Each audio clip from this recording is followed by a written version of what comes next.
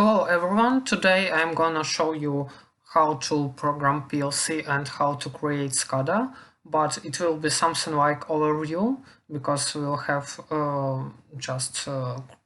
I have already created everything program and Scada for you, and for now I'm going to show you really basic task. And usually when you are applying for a job as a automatical engineer or robotic, for example, you will need to you will definitely will receive such a task. So it's water tank.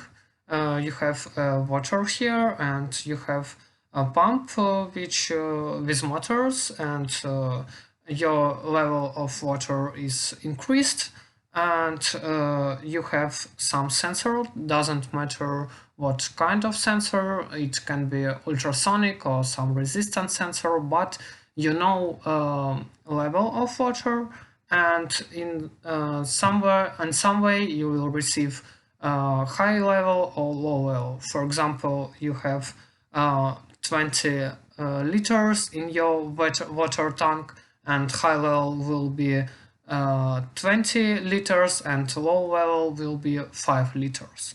And also you will have valve. You will control it also automatically, and you can using valve and pump you can fully control level of water in your water tank. So first of all, I'm going to show you HMI and Scada, and here we have a screen with the same situation. We have pump, we have pipe, we have water tank, and we have level of our water tank. It was created using bar element, and such pipes were created by toolbox and basic objects. We have buttons that I took from elements here, and I also took Wave from a library of this WinCC advanced edition. First of all, I'm going to show you also devices and networks. So we have PLC with CPU 1215C and PC station with WinCC RT Advanced. But now we will simulate everything. You need to have PLC sim to simulate PLC, and PC station, it will be our laptop or our PC. So we will simulate HMI using our PC station. So we don't need any physical device to do this laboratory work. First of all, I created program in main block, and as I told you, we need to turn on and turn off our pump. Usually for that we use two buttons, start button and stop button. And here I created program for start button and stop button. When we press start button and don't press stop button, we will have launch permission. Why not pump? Because first of all, we need to receive just permission, and then because of some additional conditions, we will turn on pump directly. But firstly, we need to have just launch permission. So when we press start button, we will have launch permission in first loop. Then we can release start button because here we added launch permission, so we will have signal, and we can stop this signal when we press stop button. When we press start and stop button simultaneously, we will not have launch permission because this is a realization of SR trigger with priority of reset. Next, when we have launch permission, we need to understand if we have high level or low level in order to turn on or turn off our pump. So if we have launch permission and if we have high level, we need to auto stop our pump because we don't need to receive more water. Also, in next network, when we have launch permission and when we have low level, we can turn on our pump physically. So as you see, it's output, but here is only variables in our internal DB. So here I created DB with all variables. So we have a level, start button, stop button. Now we'll use Scada to simulate start and stop button, but usually it will be physical buttons. We have low level and high level Boolean variable. We have launch permission. We have variable variable turn on or turned off and auto stop. So if you go back to main loop, as I told you, when we turn on pump, then we'll have permission to turn, and then we have low level. But low level, it's not 0 level. Low level, it will be 5 liters, for example, and high level will be 20 liters. But 0 level will be 0, and we will use in our imagination sensor which will show us level, for example ultrasonic sensor. So using that ultrasonic sensor we will understand when we'll have low level, when we'll have high level, and then we'll try to keep our water between low and high level here. So we don't need to turn on pump every time, just to increase our water level till high. Then if we turn on level, our level of water will be decreased, maybe dramatically, maybe not, but will be decreased until the low level value, for example 5 liters. And then water pump will be automatically turned on, of course, if we have buttons.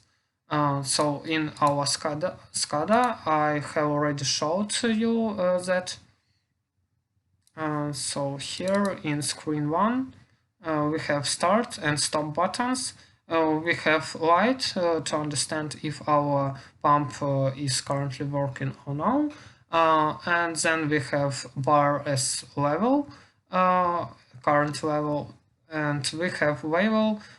We can turn on and turn off it automatically, but using Scada, using WinSysIF Advanced. So if we go back to main block, we have two conditions. So when we have less than 5 level, it will be low level. When we have more than 20, it will be high level. So first of all, we have launch permission. We have low level because it will be 0 and it's less than 5. We don't have auto stop because we don't have high level, because high level is 20, and then we can turn on our pump. And then when we achieved, for example, 10, we will not have low level because low level is less than 5. But I added pump here in order to continue working of pump, and only auto stop will stop our pump when we'll achieve high level. So let's simulate it. We're gonna go online. You need to have PLC sim and you need to have configuration. Now I will compile project, only changes, because I don't need to rebuild it. Compile and finish it, so I can download. Only changes. But you need first of all to download everything, and then you will receive green circles, so everything is fine. Then we monitor our values. First of all, I'm gonna show you here how it works, and then I will show you how it works in HMI. So we can turn on start button. So we have launch permission. We don't have high level, but we have low level. Low level currently is 14, 15, and yeah, I forgot to tell you about counter. So we have also counter because we need to simulate our process when water level increased or decreased. And for that, when pump is working, I created a counter. So it's up and down counter. So for up we have pump, for down we have variable. And if level of water less than 0, we will reset our counter. So we have 1, that every time when we have pump, this value increased by 1. And every time when we have variable, this value decreased also by 1. This counter is working only with positive H. So when we have positive H pump, then a counter increased value by 1. And when we have positive H with variable, we decreased level also by 1. For that, I created 2 clocks. In devices and networks, you can choose your PLC properties and then choose system and clock memory and enable system memory bits, but for that we need our clock bits, and we can choose memory byte. I have chosen 10, and I have chosen clock 2 GHz, 2 Hertz and 1 Hertz for that. So if we move back to our code, we can see that we use pump, and when pump is working, our level increased in 2 times more than when we have variable. Because if we have variable and pump simultaneously and with the same clock, our level will not be increased. And if we have pump not so strong as variable, as we lost our water, so we will lost everything, means water. If our clock is, for example, 0.5. As I think it's pretty understandable. Let's use Scada to understand how it works. So as I told you, we have start button and stop button, and we have light. That means that this pump is currently working, and we don't have when we don't have green light, we have gray light. When it doesn't work, then we will have a bar with level and maximum 20 liters, minimum 0, and I connected with process stack with our level. I also connected start and stop button. So here we have events, and when we press the set bit start button, when we release we reset bit. So I created in this way because of real life, means in real life when we have physically such buttons, we can press and release that, and usually we press and receive in 1 second. So for that I created these buttons connected to real life, or like physical ones. Then when our pump is working, our water level increased or decreased, and I connected variable switch, so with dB value variable. So we have, when we turn on variable, our water level decreased. When we don't have variable, it depends on pump. So I'm gonna show you. We need to start runtime on PC. We still have PLC sim. Don't forget to turn it on. Yeah, I'm going to show it this way. Go to main. Yeah, we don't need it. Yeah, and we will stay with this counter because, sorry, yeah, in some way. So when we press start, our pump is working and our level increased. It will be increased till we have 20. Our level now is turned off. So nothing special, just increased. Aha, our level is working right now. So we can turn it off and it stopped. When we turned it on, we will lost our level. But till 5 we lost our level, but then pump was automatically turned on and then we will receive a 20. Something like that.